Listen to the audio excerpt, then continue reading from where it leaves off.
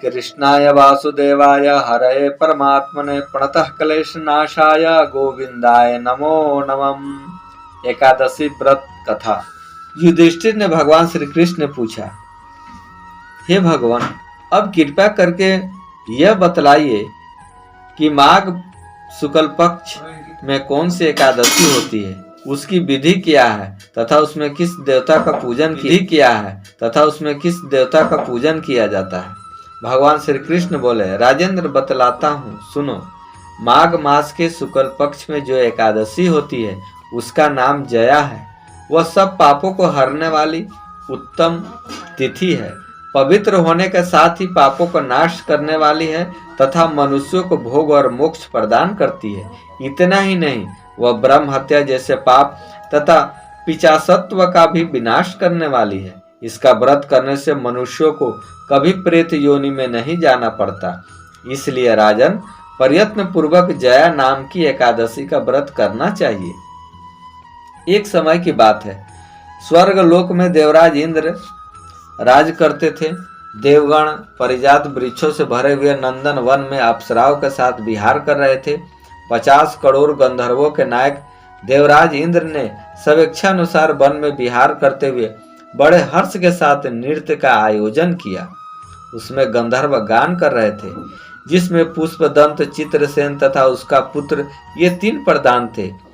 चित्रसेन की स्त्री का नाम मालिनी था। मालिनी से एक कन्या उत्पन्न हुई थी जो पुष्पवंती के नाम से विख्यात थी। पुष्पदंत गंधर्व के एक पुत्र था जिसको लोग माल्यवान कहते थे। माल्यवान पुष्पवंती के रूप पर अत्यंत मोहित था। वे दोनों भी इंद्र के संतोष के लिए नृत्य करने के लिए आए थे। इन दोनों का गान हो रहा था। इनके साथ अप्सराएं भी थी। परस्पर अनुराग के कारण ये दोनों मोह के वशीभूत हो गए। चित्त में भ्रांति आ गई, इसलिए वे शुद्ध गान ना गा सके। कभी ताल भंग हो जाता, कभी गीत बंद हो जाता था। इंद्र ने इस प्रमाद पर विचार किया और इसमें अपना अपमान समझकर वे कुपित हो गए। अतः इन दोनों को शाप देते हुए बोले, ओ मूर्खों, तुम दोनों को धिक्कार है। तुम लोग पतित और मेरी आज्ञा भंग करने वाले हो।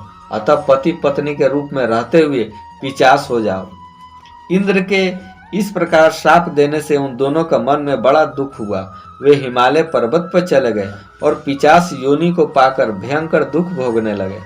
शारीरिक पातक से उत्पन्न ताप से पीड़ित होकर दोनों ही पर्वत की कंदराओं में विचरते रहते थे।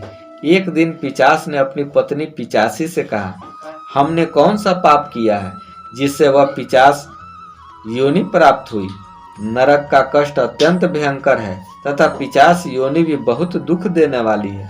अतः पूर्ण प्रयत्न करके पाप से बचना चाहिए। इस प्रकार चिंता मग्न होकर वे दुखते जा रहे थे। देव योग से उन्हें माघ मास की एकादशी तिथि प्राप्त हो गई। जया नाम से विख्यात तिथि, जो सब तिथियों में उत्पन्न है, आई। उस दिन उन दोनों ने सब प्रकार के आहार त्याग दिए, जलपान तक नहीं किया, किसी जीव की हिंसा नहीं की, यहाँ तक कि फल भी नहीं खाया। निरंतर दुख से युक्त होकर वे एक पीपल के समीप बैठे रहे। सूर्यास्त हो गया। उनके प्राण लेने वाले भयंकर रात उपस्थित हुई। उन्हें नींद भी नहीं आई। वे रतिया और कोई सुख भी नहीं पा सके। सूर्योदय हुआ। द्वादशी का दिन आया। उन पिशाचों के द्वारा जया एकादशी का उत्तम व्रत का पालन हो गया। उन्होंने रात में जागरण भी किया। उस व्रत के प्रभाव से तथा भगवान विष्णु की शक्ति से उन दोनों की पिशाचता दूर हो गई। पुष्पवंती और माल्यवान अपने पूर्व रूप में आ गए। उनके हृदय में वही पुराना स्नेह उमड़ रहा था। उनके शरीर पर पहले ही जैसे अलंकार शोभा पा रहे थे। वे दोनों मनोहर रूप धारण करके विमान पर बैठे और स्वर्ग लोक में चले गए। वहां देवराज इंद्र के सामने जाकर दोनों ने बड़ी प्रसन्नता के साथ उन्हें प्रणाम किया। उन्हें इस रूप में उपस्थित देखकर इंद्र को बड़ा विस्मय हुआ।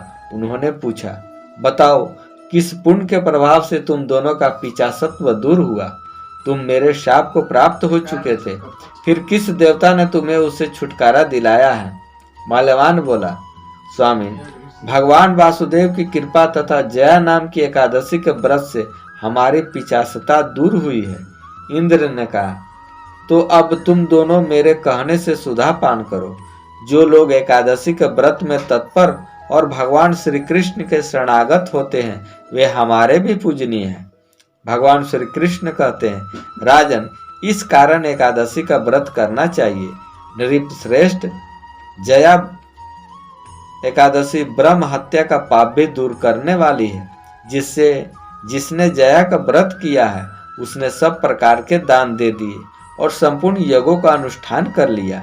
इस महात्म्य के पढ़ने और सुनने से अग्निष्ट होम यज्ञ का फल प्राप्त होता है। राधे राधे।